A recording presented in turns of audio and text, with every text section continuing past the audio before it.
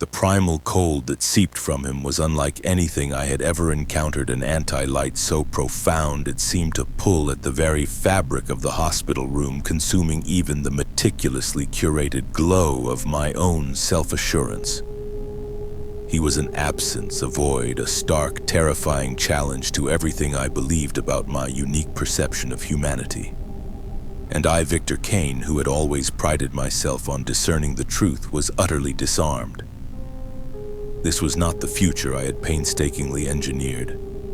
That was the moment the world tilted on its axis, a shift more profound than any failed deal or calculated betrayal I had navigated.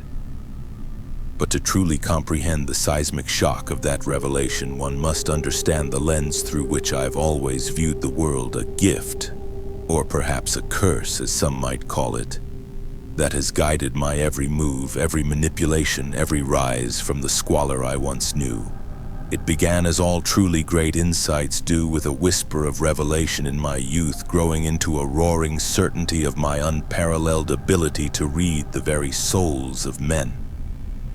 People in their predictable, pathetic glory are merely collections of desires, fears, and vulnerabilities waiting to be cataloged. Some call it intuition. Some call it empathy. I call it discernment, a precise, almost surgical ability to perceive the true essence of an individual. For me, it's as simple as an immediate, visceral understanding of their core nature, broadcasting their potential usefulness or threat. I've always classified them the bright, the dim, and the dark. The bright are the easiest marks, translucent and open. They exude a kind of inherent goodness, a naivety susceptible to flattery, to appeals to their better nature, to the feigned vulnerability I so deftly employ. My father, bless his simple soul, was one of these, patient understanding, a useful tool in my early conditioning. My mother less so. Her complexities, her subtle evasions placed her firmly in the dim category, harder to read, less predictable, a reminder that not everyone would bend to my will. Even in childhood, it was clear the bright teachers' classmates, they were the ones I could charm, mold, exploit for a better grade or an easier path. The dark ones, the bullies' obstacles to be outmaneuvered, their aggression, a crude power I quickly learned to circumvent. I must have been 8 when I understood this was no ordinary insight. This was my unique genius, a perception that set me apart. I've thumbed through insipid New Age publications, seen the charlatans on television purporting to read auras. Pathetic. Most possess opaque, dim essences, if not outright dark ones. They peddle cheap parlor tricks, whereas my ability is a profound intrinsic understanding, an almost biological response to the intricate machinery of the human psyche. I occasionally visited a few with genuinely bright essences who used their deceptions to help people, a concept so alien it was almost charming. They sought to heal. I sought to control. Their misguided altruism was almost a form of weakness, a vulnerability I noted for future reference. My observations are not scientific. I haven't charted statistics. But years navigating the treacherous currents of the art world, observing the delicate dance between ambition and avarice, have provided ample data. Most people I've found hover between dim and bright. The truly dark are rare, thank God, for they test my resolve. I'd estimate perhaps 60% lean towards bright, 25% dim, and a mere 15% are truly dark. A comfortable ratio ensuring a steady supply of pliable minds. My discernment extends to even the youngest. A person's core essence, their brightness or darkness, appears fixed from birth. A baffling conundrum for philosophers, but for me a simple truth. Some are born with capacity for kindness, others for cruelty, and some, like myself, for calculated ambivalence. A bright soul born into tenement squalor might resort to thievery to survive, a sad, inevitable consequence. But they would never intentionally inflict pain, never revel in another's suffering. A dark soul, however, would murder with a smile given opportunity. I recall a man from the stolen canvas affair, his desperation palpable essence leaning bright despite his choices. He was salvageable, unlike the gallery owner from The Gilded Frame, whose avarice burned with a dark intensity. I remember once visiting a federal prison reconnaissance for a client. I was astonished by the number of bright individuals incarcerated.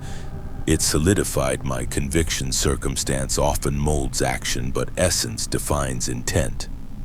Many were undoubtedly easy prey within the prison system, their inherent brightness a glaring vulnerability. I couldn't perceive my own essence, of course, a curious blind spot. I hoped I would fall somewhere on the bright spectrum, or at least dim, balancing ruthless ambition with veneer of acceptability. The thought of being dark was always dismissed too confronting. I twisted Peter's tarnished silver ring then as often when grappling with inconvenient truths. It was a family heirloom I'd told the curator, a tangible link to a storied past that never existed. The brightest individual I ever encountered was a social worker whose essence shone with such blinding luminescence it almost pained me to perceive it. It was like staring into the sun, a pure, unadulterated altruism. People gravitated to her, sensing her goodness. She had donated a kidney, adopted a special needs child, poured earnings into charities. I watched fascinated, cataloging her every generous act, her compassion a grotesque indulgence that spoke of shocking lack of self-preservation. Such innocence was a liability, and I noted it in my pocket notebook, leather worn smooth. But nothing prepared me for the true soul-shattering darkness at age 20. Leaving an insipid downtown club, the night seemed to dim as he approached a man whose essence was so profoundly dark it seemed to absorb ambient light. He wasn't merely devoid of empathy, he was a black hole of malicious intent. When his eyes cold and empty met mine, a primal fear, one I hadn't felt since Peter's still pale face, seized me. I stumbled back. He smirked a knowing, predatory curl of his lip as if he recognized my unique perception, or perhaps the nascent darkness within me. His face, etched with cruelty, became an indelible mark, one I recognized weeks later when his mugshot graced the newspaper, a brutal murderer of his ex-wife and children. A chilling affirmation of my discernment, a proof that my gift was real. A tool to navigate the inherent savagery of the world. He was the antithesis of everything bright, yet in a perverse way a reflection of the raw power I coveted, the absolute control I sought to wield.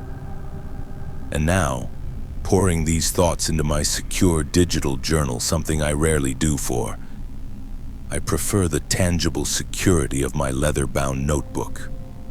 But this transcends even the notes on Emma's fragile ego or the cultivated alliances from the auction of secrets. This is a fundamental challenge to my very existence. A year ago, she entered my orbit. Emma. Her essence was bright, uncomplicated, easily charmed.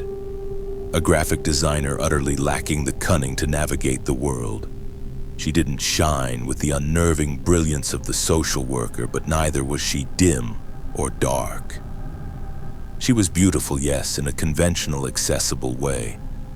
Her humor, her wit, reflections of my own cleverness. I cultivated her, drew her in, made her dependent on my approval, my validation. She became my muse, the convenient label to rationalize control, a counterpoint to art deals and backstabbing rivals. I never spoke of my gift. She wouldn't understand. She fell in love. A predictable, charming outcome. She became pregnant. We married. We were happy, or at least I allowed myself to believe in the illusion. 2 mornings ago, phone buzz message from Emma. It's happening. Hospital. A jolt akin to excitement. This was a new chapter, my legacy. Then infuriating traffic, endless parking search, bellowing at a nurse demanding access. I burst through the door, scent of my cedar and amber cologne lost in the sterile air. Emma's strained smile, the doctor's reassuring, almost blindingly bright essence. Congratulations, it's a boy. His words a benediction. He held him up, this new addition to my world. And then it happened. The world didn't just dim, it collapsed. The hospital room's light, the stainless steel gleam, Emma's smile, all dissipated, swallowed by an unimaginable void. No, this cannot be, I whispered, words, alien hollow. The doctor, oblivious, placed him in my arms, a tiny, squirming bundle of existential horror. The darkness around my son was absolute, a profound, chilling absence that made it almost impossible to perceive him. He was a gaping maw, a void of such terrifying proportions that the very air seemed to thin around him. Nothing I had ever witnessed, no dark essence of any murderer, even the man whose mugshot I'd studied, came close. His was a mere shadow. This wasn't merely dark, it was anti-light. I started weeping, raw, uncontrollable grief that had nothing to do with joy. Emma and the doctor, their bright minds incapable of grasping the horror, thought they were tears of overwhelming paternal love.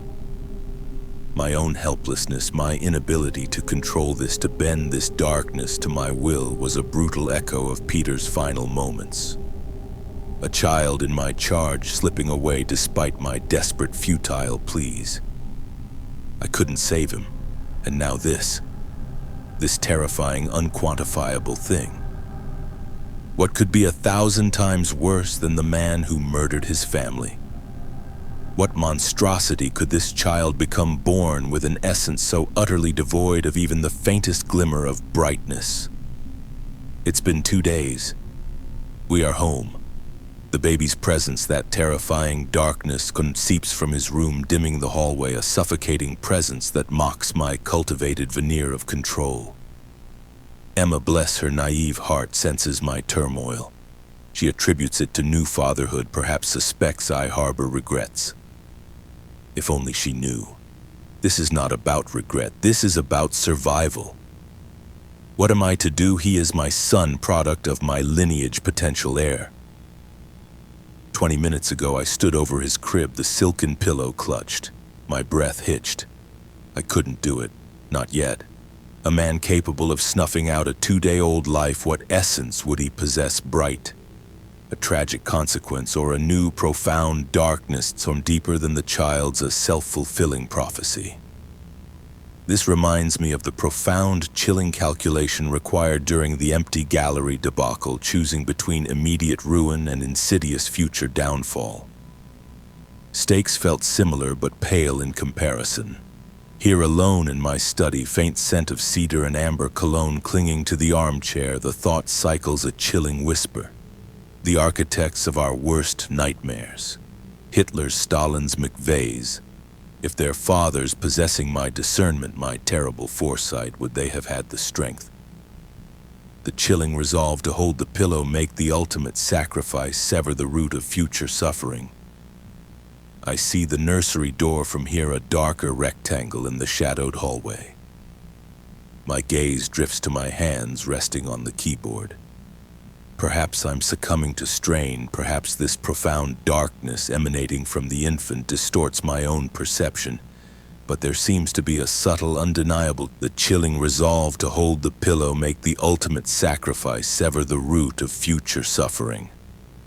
I see the nursery door from here, a darker rectangle in the shadowed hallway. My gaze drifts to my hands resting on the keyboard. Perhaps I'm succumbing to strain, perhaps this profound darkness emanating from the infant distorts my own perception, but there seems to be a subtle, undeniable change in my own essence. A muted grayish hue, neither bright nor truly dark, but something different, dim. Perhaps I always was, perhaps this is simply the veil lifting. The silver ring on my right hand feels heavier, Peter's forgotten legacy pressing into my skin. My pocket notebook lies closed beside me, silent witness to a world I've always sought to control.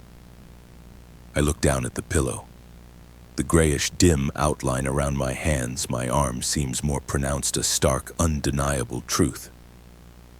Maybe this is why I was given this terrible gift. Maybe this is the ultimate test, the It all comes down to right now. Maybe it's time.